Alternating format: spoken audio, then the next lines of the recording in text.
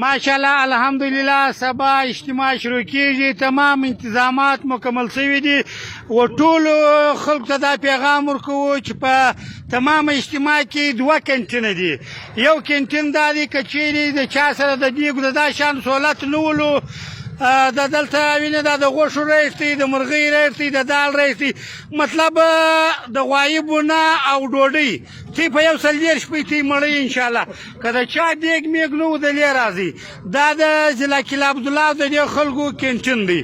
او د پښینو د کوچ خلک چې راشي د سید حمید وخواته د سید حمید بالکل د سید حمید ملیشه چې ده پر دغه ځای د دې کینټین دی د ګلستان خلک چې دي هغه به د ګلستان پر روډ راځي هلته یې لاره ده اسټاپ یې ده پښین دغه چمن میزي اډه دا علاقه چې ده کوټه کې پکښې دا به دلته د ټول پلازې سره دلته لاره ورجوړه کړې ده دغه ګډ اجتماع کې دغه دوه ګیټه دي پر دغه دوه ګیټو څخه به تی کار واخلي